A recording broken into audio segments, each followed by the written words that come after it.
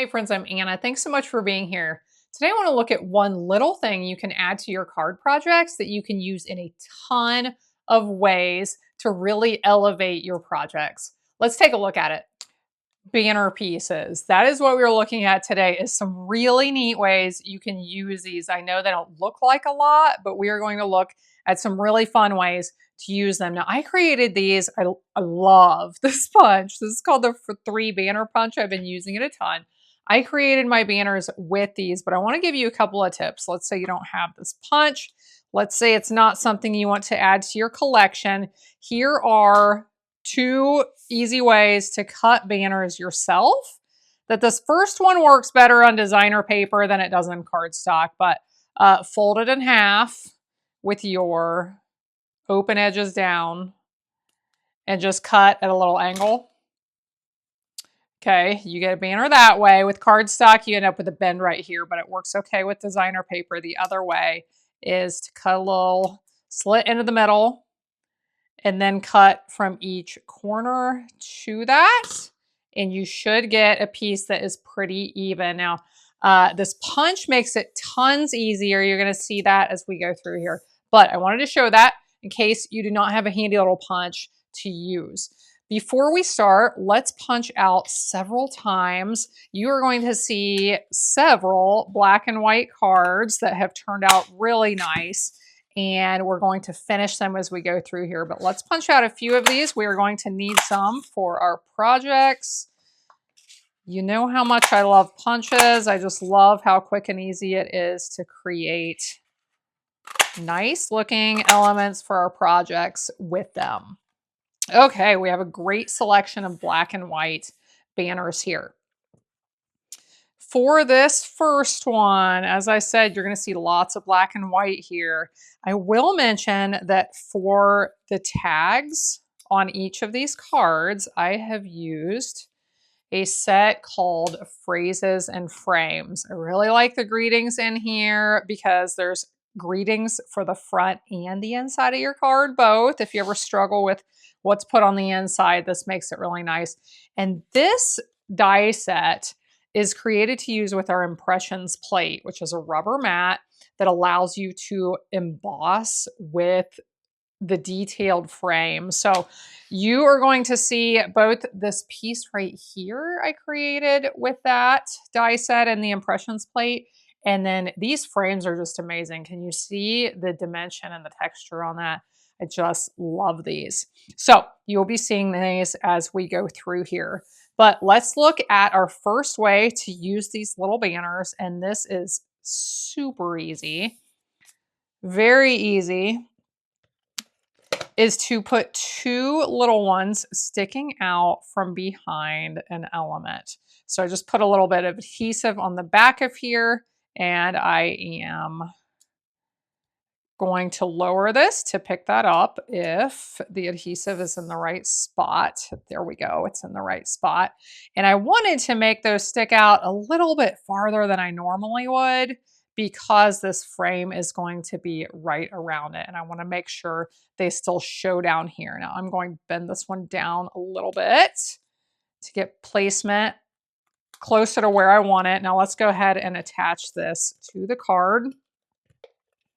And we'll put that frame around it. But 2 little banners sticking out from behind of any of your card elements. You could even do 3 if you want to. Make the one in the center a little bit longer and the ones on the side a little bit shorter. This is a great way to use these cute little banners just to add a fun detail to your cards. So I mentioned the stamps that I used on here, that there's greetings for the inside. So here I use the sending prayers and heartfelt sympathy to you and your family on the inside. Let's look at our next card. I'm pretty excited about this one. So again, I've already attached everything together that I could. And here is that amazing frame from this set that I created with a silver foil paper. Now, what I have done is I made a little string. We are going to create a banner right here. So I attached this on the back. I put a glue dot in each corner and I used that glue dot. I pressed my twine into the glue dot. Then I wanted to pop this piece up, so I put some foam strips all around it. Let's remove the adhesive from this and get it attached to the card, which is going to make it easier to do what we are going to do with this, which is to make our cute little banner that is going to have these different tags hanging from it. So for this, I want to have some different prints, some different patterns. I want to mix up what each of these looks like. We'll have some that have the points down. We'll have some that have the cut upward. But I just wanted to, let's mix these up a little bit. And I don't know how many will fit, probably not this many, but we'll go ahead and lay out that many just in case they do. Now, what I want to do is flip over, let's just do the first one. And I want to put some adhesive on maybe the top half of this. So what I want to do is I want to fold it over, and I do want some adhesive where it is going to be folded over the string. Because if I have some adhesive right in that spot, it is going to help hold everything where I want it. So I've got it folded mostly in half, get it where I want it, and just give it a little press right there.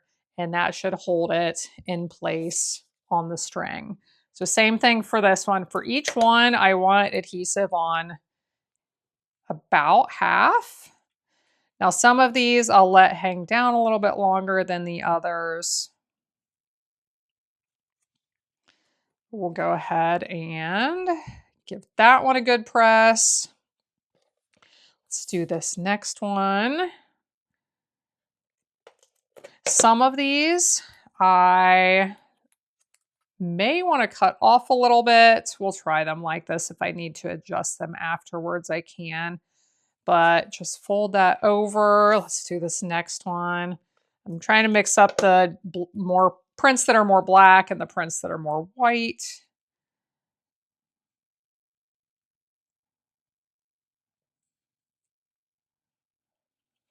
Now, after I get done, this is hanging down a little bit too far. Something else I can do is just put a little adhesive behind one of them and move it up a touch to hold it where I want it to be. So you see how this is working, but this is just a fun way. It's always fun, especially on birthday cards, any kind of celebration card, to have a little banner at the top. These are awesome for scrapbook pages. So just a fun little thing that you can add to your cards. We'll do these last two, and then we'll call it good. You can see what we have created. Let's do one with a point down. But we'll do it this direction so that we have one more print, another black and white print that we haven't already used. Okay, so you can see this cute little banner. And like I said, if we want to hold it in place, if we want to adjust a little bit, we can put a little adhesive behind there just to hold it. But such a fun way to use these little banner pieces. Let's move on to our third one. And this one is really fun as well. We'll set these pieces off to the side. We are going to create some of these banner pieces with the folds at the end and the banner, the cut end. So you may be able to see this a little bit easier when I show you here. But what I did, I already scored these at 3/4 of an inch, and actually it looks like I need to score 3/4 of an inch from the end and 1 inch from the end. So I'll pull in my trimmer and scorer here. So I've got my scoring blade right here. We'll score at 3/4. We'll score at 1 inch. Same thing at this other end.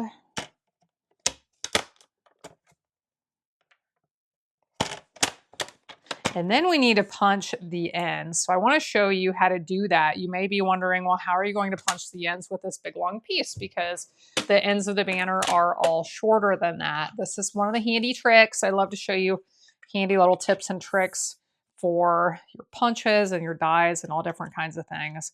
But as long as this is slightly narrower than the actual punch, you can slide it in from the front.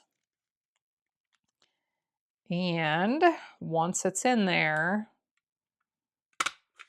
punch to get that end. So this is a way you can create big long strips like this with the same punch, even though it looks like you can only cut little short ones.